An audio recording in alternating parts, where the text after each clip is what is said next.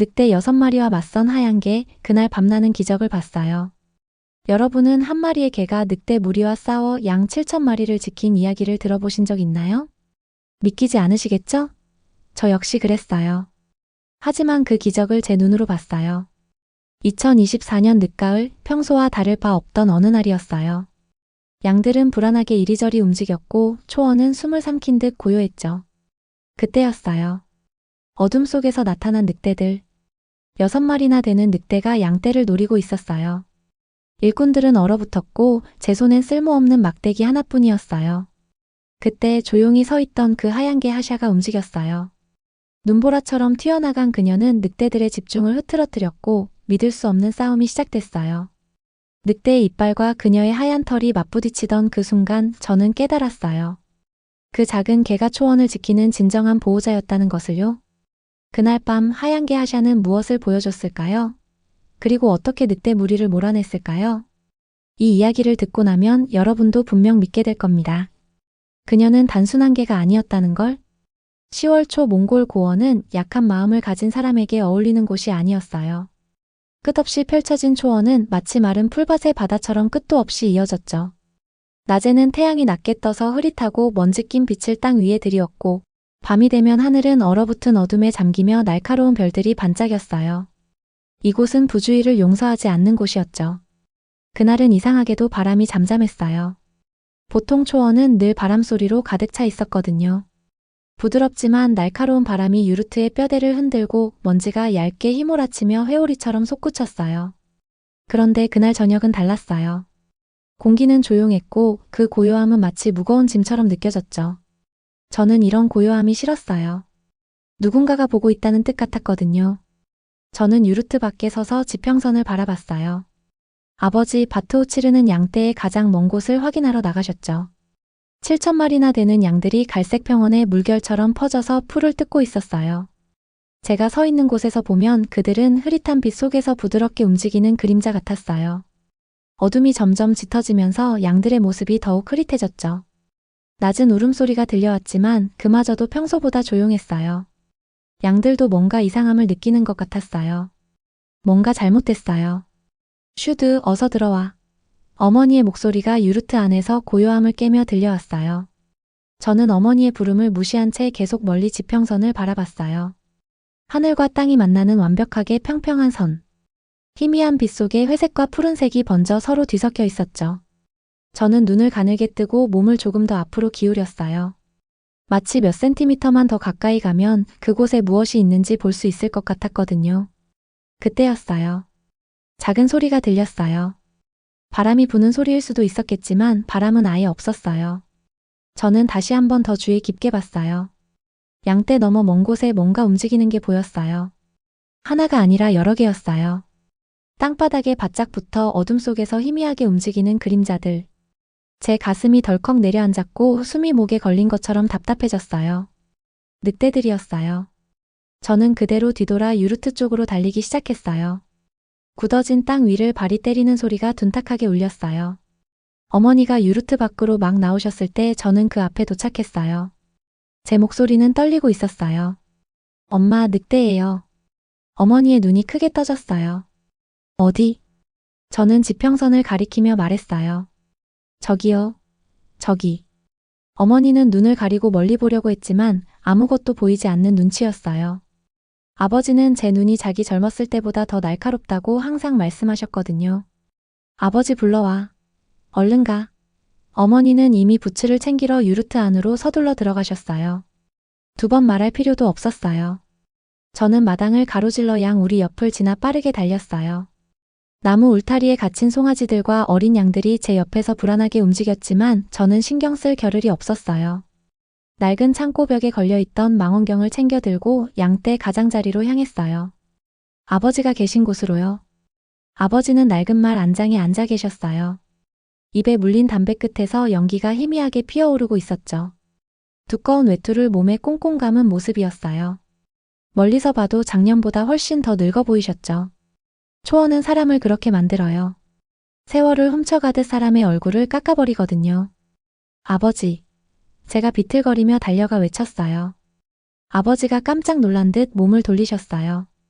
걱정이 가득한 얼굴이었죠. 무슨 일이냐, 슈드? 저는 떨리는 손으로 망원경을 내밀었어요. 늑대예요. 아버지의 얼굴이 굳었고 입에 물린 담배도 잊으신 채 망원경을 들고 지평선을 살폈어요. 한참 동안 조용히 바라보시더니 망원경을 내려놓으셨어요. 몇 마리냐? 6, 7마리쯤요. 제가 속삭이듯 말했어요. 아버지는 낮게 욕을 내뱉으셨어요. 초원의 늑대들은 이야기 속의 늑대들과 달라요. 이 늑대들은 크고 영리해요. 털은 거칠고 회색빛이 돌며 눈빛은 칼날처럼 날카롭죠. 무리를 지어 사냥하며 규칙적이고 효율적으로 움직여요. 그리고 인내심이 많아요. 사냥을 시작하면 며칠이고 양떼를 따라다니며 약한 녀석을 골라내죠. 한번 목표를 정하면 그 무엇도 늑대를 막을 수 없어요. 우리 개들은요? 제가 조심스럽게 물었어요. 아버지의 얼굴이 더 어두워졌어요. 몇 주 전까지 우리 목장의 자랑이었던 도베르만 2마리 중 1마리는 병에 걸려 힘없이 죽었고 다른 1마리는 몇 주 전에 원인 모를 공격으로 죽어버렸어요. 마을 양치기들은 올해 늑대보다 더 무서운 무언가가 초원을 떠돌고 있다고 수군댔죠. 마지막으로 남았던 보더콜리 안락도 어젯밤 도망가 버렸어요. 산으로 이어지는 그녀의 발자국만 덩그러니 남아 있었죠. 이제 우리에겐 단 하나의 개 하샤만 남았어요. 하샤는 다른 개들과는 달랐어요. 빠르지도 힘이 세지도 않았죠. 크기는 컸지만 어딘가 어색했어요. 다리는 너무 길고 몸은 너무 가늘었죠. 하얀 털은 마치 달빛에 빛나는 눈처럼 밝았어요. 아버지는 가끔 하샤가 초원의 귀신이 낳은 개라고 농담하시곤 했어요. 어릴 땐 그 말을 믿었는데 가끔은 지금도 그런 생각이 들어요. 하샤는 강아지 때 바위 틈에서 발견됐어요. 처음엔 아무도 하샤가 살아남을 거라 생각하지 않았어요. 하지만 살아남았죠. 다만 우리가 원하던 방식은 아니었어요. 하샤는 짖지도 않았고 양을 몰지도 않았어요. 밤이면 조용히 사라졌다가 아침에 돌아오는 이상한 개였어요. 저 개는 쓸모가 없어 삼촌이 어느 날 말했죠. 아버지도 동의했어요. 대부분은요. 그런데 오늘 밤 하샤는 양떼 가장자리에서 서 있었어요. 마치 하얀 조각상처럼 어둠 속에서 털이 희미하게 빛났어요. 그녀는 늑대들을 보고 있었죠. 2018년 봄 아내와 나는 양을 팔고 필요한 물건을 사기 위해 수도 울란바토르로 갔어요. 시장으로 향하는 길엔 먼지와 고기 굽는 냄새가 가득했고 사람들로 붐비는 시장은 북적북적했어요. 상인들은 여기저기서 값을 외치고 아이들은 사람들 다리 사이로 뛰어다녔어요. 나도 지쳤어요. 요즘 장사가 시원찮았고 초원에서 나타나는 맹수들은 점점 더 대담해졌어요. 아내 얼굴에서도 그 걱정이 읽혔어요. 장도 보고 나서 우리는 집으로 돌아가기로 했어요. 집까지 가는 길은 멀었고 벌써 해가 기울기 시작했어요. 조용한 시내를 지나는데 시장의 소음은 차들이 지나는 소리에 묻혀 사라졌어요. 그때 그를 보았어요. 젊은 남자가 길가에 서 있었어요. 그의 품에는 작은 하얀 강아지가 안겨 있었어요. 옷은 깨끗하지만 단순했고 그의 얼굴에는 피곤함이 묻어났어요. 우리가 다가가자 그는 손을 흔들었고 나는 트럭을 천천히 멈췄어요. 아내는 몸을 앞으로 내밀고 무슨 일인지 보려 했어요. 저기요, 그 젊은 남자가 서툰 몽골어로 말했어요. 이 강아지 좀 데려가 주실 수 있나요? 나는 인상을 찌푸렸어요. 다른 사람의 개를 떠안아야 할 이유는 없었으니까요. 고개를 저으며 손을 내저었어요. 아니요. 개는 안 됩니다. 그 젊은 남자는 움직이지 않았어요. 그의 얼굴은 절박했지만 차분했어요. 제발요, 그가 다시 말했어요. 한국으로 돌아갈 때 이 강아지를 데려갈 수가 없어요. 이 아이는 특별해요. 내가 다시 거절하려는 순간 아내가 문을 열었어요. 트럭에서 내려 그 남자에게 다가갔어요. 나는 한숨을 쉬었어요. 아내는 늘 마음이 약했거든요. 아내는 강아지를 보기 위해 몸을 숙였어요. 강아지는 아직 몇 달밖에 안 된 듯 작았어요. 눈처럼 새하얀 털, 뾰족하게 선 귀, 그리고 검은 눈동자가 아내를 똑바로 바라보고 있었어요. 아내는 원래 동물을 좋아해서 벌써 마음이 가는 눈치였어요. 이 강아지 무슨 종이에요? 아내가 부드럽게 물었어요. 그 젊은 남자가 희미하게 웃으며 말했어요. 진돗개입니다. 한국에서 온 개예요. 강하고 용감해요. 충성심이 깊고 보호자 역할을 하죠. 그는 강아지를 내려다보며 잠시 말을 멈추더니 다시 말했어요. 한국에서는 농장과 가족, 양들을 지켜요. 농장개요? 아내가 내 쪽을 돌아보며 말했어요. 그녀의 생각이 읽혔어요. 하지만 나는 여전히 못 믿어왔어요. 우리는 이미 문제가 많아. 내가 날카롭게 말했어요. 이 작은 게 뭘 할 수 있다고? 젊은 남자는 말다툼하지 않았어요. 대신 그는 강아지를 땅에 조심스럽게 내려놓았어요. 강아지는 처음엔 가만히 서 있다가 귀를 쫑긋 세우고 주위를 둘러보았어요. 우리를 발견하자 당당하게 몇 걸음 앞으로 나아갔고 맑고 또렷한 소리로 짖었어요. 그건 마치 나를 시험해봐라고 말하는 듯 했어요. 아내가 웃으며 물었어요. 이름이 뭐예요? 하샤입니다. 그 남자가 말했어요. 보호자라는 뜻이에요. 보호자라. 나는 여전히 회의적인 눈으로 작은 강아지를 바라보았어요. 하지만 아내는 일어서서 옷에 묻은 먼지를 털어냈어요. 우리가 데려갈게요. 그녀는 단호하게 말했어요. 뭐? 나는 놀라며 아내를 노려보았어요. 우리에겐 개가 필요 없어. 늑대도 필요 없지. 그녀가 차분하게 내 눈을 바라보며 말했어요. 하지만 결국 오잖아. 나는 더 이상 할 말을 잃었어요. 그녀 말이 맞았거든요. 늑대들은 매년 더 가까이 다가오고 있었어요. 그들은 영리하고 점점 더 대담해지고 있었어요. 이 작은 강아지가 아무것도 못할 수도 있지만 혹시라도 도움이 될지도 모릅니다. 알겠어. 나는 투덜거리며 말했어요. 데려가자. 젊은 남자는 깊이 고개를 숙였어요. 그의 얼굴에는 안도감이 보였어요. 감사해요. 그가 말했어요. 그는 마지막으로 강아지를 쓰다듬으며 조용히 말했어요. 잘 있어, 하샤. 그들을 지켜줘. 그러고는 한마디 말도 없이 돌아서서 도시의 인파 속으로 사라졌어요. 목장을 향해 돌아가는 길은 길고 조용했어요. 하샤는 트럭 뒤편에 아내가 깔아둔 담요 위에서 조용히 웅크리고 앉아 있었어요. 울지도 않고 크게 움직이지도 않았어요. 다만 그 조그마한 눈으로 스쳐 지나가는 들판을 진지하게 바라보고 있었어요. 아내는 미소 지으며 하샤의 머리를 쓰다듬었어요. 침착하네. 좋은 신호야. 두고 봐야지. 내가 중얼거렸어요. 목장에 도착하자 일꾼들이 짐을 내리고 있었어요. 그들은 하샤를 보고 멈춰섰어요. 저게 뭐예요? 한 사람이 하샤를 가리키며 물었어요. 게다 내가 퉁명스럽게 대답했어요. 개요? 늑대 막으려고요? 그들이 웃으며 말했어요. 저거 토끼도 못 쫓아내겠네. 나는 무시했어요. 나도 의심스러웠지만 인정하고 싶지 않았거든요. 대신 집으로 들어가 버렸고 아내가 강아지를 챙기도록 내버려뒀어요. 첫날 밤 하샤가 짖거나 울 줄 알았어요. 대부분의 강아지가 새로운 곳에서 그랬으니까요.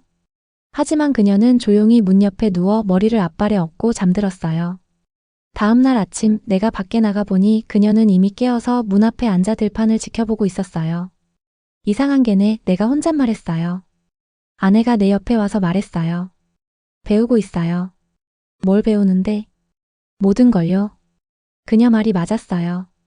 몇 주 동안 나는 하샤를 지켜봤어요. 그녀는 이유 없이 짖지 않았고 양을 쫓아다니지도 않았어요. 대신 조용히 양들 사이를 걷고 그들의 움직임을 관찰하는 듯 보였어요. 처음엔 양들이 하샤를 두려워했지만 얼마 지나지 않아 그녀에게 익숙해졌어요. 때때로 하샤는 언덕 위에 앉아 수평선을 바라보며 귀를 쫑긋 세우고 있었어요. 마치 무엇인가를 기다리는 것처럼요. 일꾼들은 여전히 하샤를 비웃었어요. 늑대가 나타나면 저 개가 제일 먼저 도망갈걸요? 하지만 나는 확신이 서지 않았어요. 뭔가 달랐어요. 그녀는 내가 알던 어떤 개와도 달랐으니까요. 어느 날 저녁 해가 지고 하늘이 붉게 물들었을 때 나는 하샤와 함께 바람을 맞으며 서 있었어요. 익숙하면서도 불길한 냄새가 바람을 타고 왔어요. 늑대였어요. 나는 긴장하며 하샤를 내려다보았어요. 그녀는 움직이지 않고 수평선을 응시하며 귀를 바짝 세우고 있었어요. 그녀도 그 냄새를 맡았던 거죠. 정말 보호자인가? 내가 조용히 물었어요. 하샤는 나를 보지도 않고 몸을 긴장시킨 채 초원을 바라보고 있었어요. 그녀는 기다리고 있었어요. 그때 처음으로 나는 희망을 품기 시작했어요. 처음 하샤를 봤을 때 그 애는 빵 덩어리만큼이나 작고 하얀 털 뭉치였어요. 어느 아침 마을 끝자락에 있는 오래된 나무수레 아래 웅크리고 있는 걸 발견했죠. 늦가을이라 서리빨이 맵게 코끝을 찌르던 날이었어요. 수레바퀴를 확인하러 간 건데 대신 그 애를 발견한 거예요. 그 애는 눈을 크게 뜨고 나를 바라봤어요. 그 눈은 마치 눈 내리기 직전의 하늘 같았어요. 창백하고 조용하면서도 뭐라 설명할 수 없는 무언가가 가득했죠. 처음엔 죽은 줄 알았어요. 내가 가까이 다가가도 움직이지 않았거든요. 바람이 빈 수레 사이로 휘몰아치며 삐걱거리는 소리가 마치 오래된 뼈를 울리는 듯 했어요. 나는 몸을 숙여 그의 털을 만졌어요. 그러자 아주 살짝 떨리는 게 느껴졌어요. 마치 부서진 휘파람 소리처럼 희미한 소리가 목구멍에서 흘러나왔죠. 어디서 왔는지도 누가 여기다 버리고 갔는지도 알 수 없었어요. 그 나이에 혼자 멀리서 왔을 리 없는데 마을 사람들 중 잃어버린 강아지를 찾는 사람도 없었거든요. 주위를 둘러보니 바람에 눌려 누워버린 마른 풀밭이 끝없이 펼쳐져 있었어요.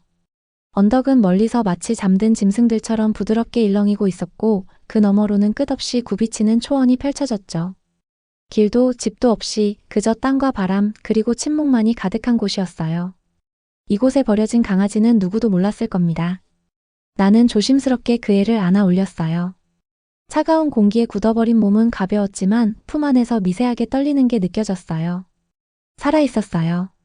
겨우. 그날 아침 나는 그 애를 집으로 데리고 갔어요. 아내는 하샤를 불가에 내려놓는 나를 보고 인상을 찌푸렸어요. 입 하나 더 늘었네. 그녀가 고개를 저으며 말했어요. 겨울이 어떤지 알잖아. 나는 대꾸하지 않았어요. 나도 그때는 뭐라 설명할 수 없었으니까요. 그저 그 애를 추위 속에 두고 올 수는 없었어요. 아내는 한숨을 쉬며 염소젖이 담긴 작은 그릇을 가져왔어요. 살기 힘들 거야. 그녀가 혼잣말하듯 말했지만 그릇은 내게 건네주었어요. 하샤는 너무 약해서 서지도 못했어요. 그래서 손끝에 젖을 묻혀 조금씩 먹여야 했죠. 그녀의 혀는 사포처럼 까칠했지만 천천히 눈을 감은 채 먹었어요. 소리도 내지 않았어요. 마치 살아남기 위해 힘을 아껴야 한다는 걸 아는 것처럼요. 해가 질 무렵 그녀는 불가에서 몸을 둥글게 말고 잠들었어요. 나는 그 옆에 앉아 나무 타는 소리와 바람이 창문을 긁는 소리를 들었죠. 바깥은 어둠이 두꺼운 담요처럼 언덕을 덮고 있었어요. 그녀의 어미가 혹시 저 바깥 어딘가에서 새끼를 찾으며 돌아다니고 있을까? 아니면 다른 수많은 동물들처럼 늑대나 추위에 사라졌을까 생각했어요. 며칠이 지났고 하샤는 살아남았어요.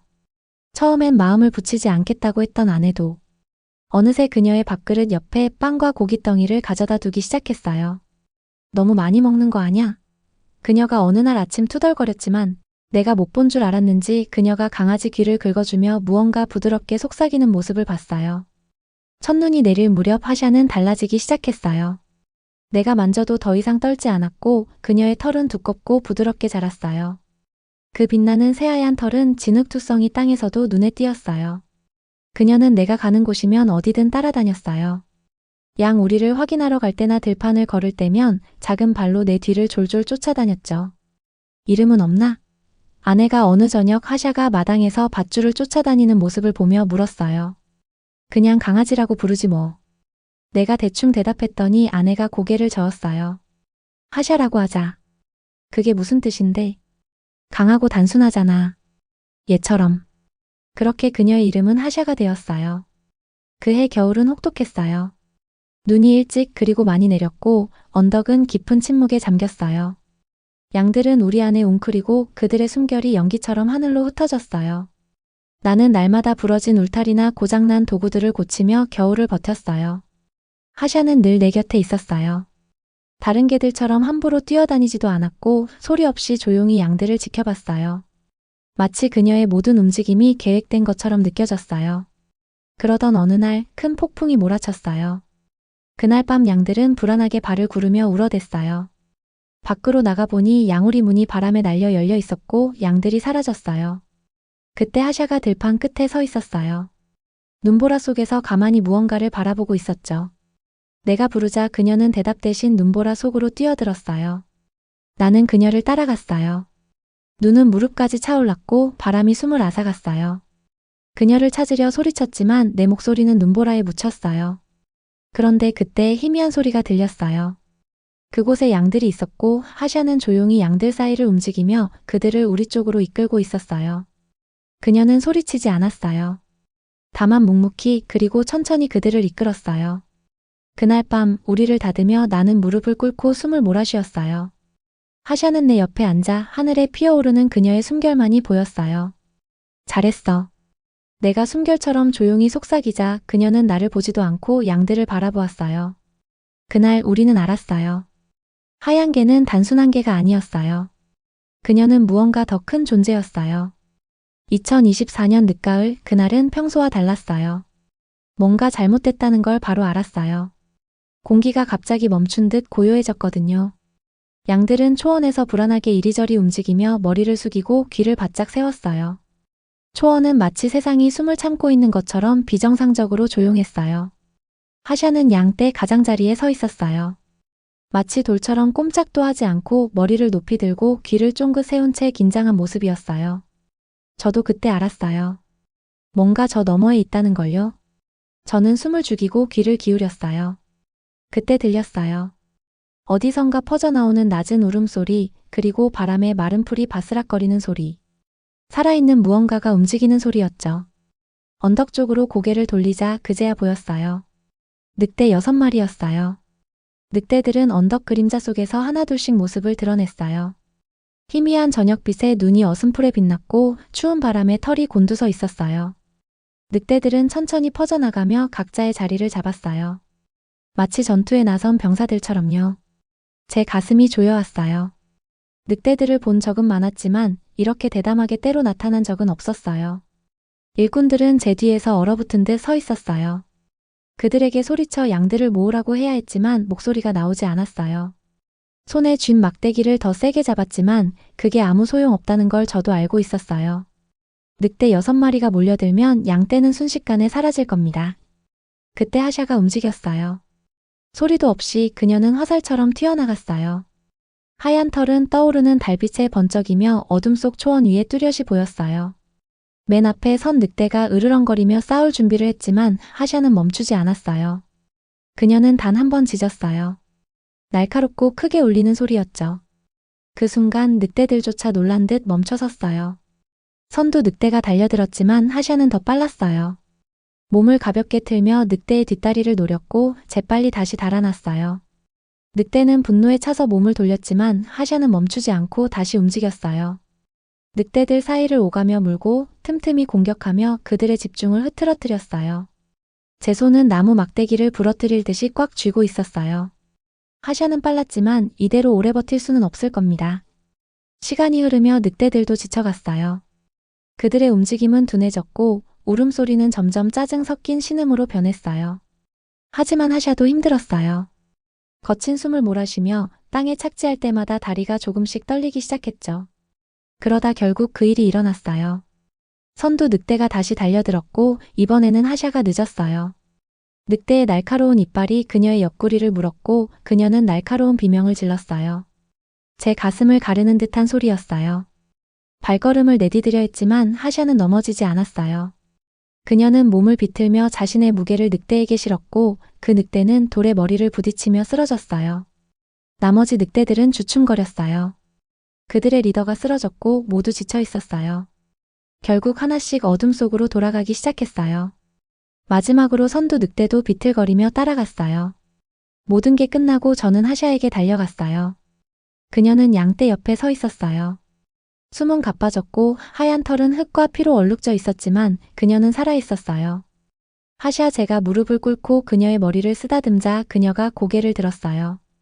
여전히 그 고요하고 흔들림 없는 눈빛으로 저를 바라봤어요. 그 눈에는 두려움 대신 언제나처럼 담담함이 서려 있었어요. 해가 뜨고 나서 양들을 세어보니 한 마리도 잃지 않았어요. 그날 일은 순식간에 퍼졌어요. 다른 목동들이 그 하얀 개를 보러 찾아왔어요. 늑대 6마리와 맞서 양 7,000마리를 지킨 전설의 개라며 하샤를 기적, 신의 선물이라고 불렀어요. 사람들은 음식도 가져오고 칭찬도 했지만 하샤는 그런 것에는 관심이 없었어요. 저에게 하샤는 전설이 아니었어요. 그녀는 제 하샤였고 우리 가족이었어요. 세월이 흘렀지만 지금도 초원을 바라볼 때면 그녀가 떠오릅니다. 양떼 가장자리에서 우뚝 서서 어두운 땅과 대비되는 그녀의 하얀 털이 눈에 아른거려요. 조용히, 묵묵히, 그리고 끝없이 초원을 지키고 있는 모습이요. 하샤는 제게 가르쳐줬어요. 진정한 힘이란 이빨이나 발톱에서만 나오는 게 아니라고요. 때로는 조용함과 꾸준함, 그리고 흔들림 없는 마음이 더 강할 수도 있다는 걸요. 하샤는 단순한 개가 아니었어요. 그녀는 초원의 보호자였어요. 세월이 흘러도 그날의 기억은 제 마음 한구석에 여전히 선명하게 남아있어요. 하샤는 이미 오래전에 세상을 떠났지만 그녀가 남긴 유산은 초원 곳곳에 스며들어 있어요. 마치 그녀의 존재가 바람과 함께 초원 위를 맴도는 것처럼요. 제가 양떼를 돌보며 끝없이 펼쳐진 초원을 걸을 때면 가끔 하얀 그림자가 스쳐 지나가는 것 같기도 해요. 언덕 너머로 그녀가 다시 나타나 양떼를 지키는 모습이 그려져요. 그 눈부시게 하얀 털과 묵묵한 눈빛, 그리고 흔들림 없는 그 모습 말이죠. 마을 사람들은 이제 하샤를 전설로 기억해요. 하얀 개의 이야기는 겨울밤 불가에 둘러앉은 아이들 사이에서 또는 목동들 사이에서 오래도록 전해지고 있어요. 어떤 사람들은 그녀를 신의 축복이라 말하고 어떤 이들은 그저 강인한 개였을 뿐이라고도 하지만 제게 하샤는 단 하나였어요.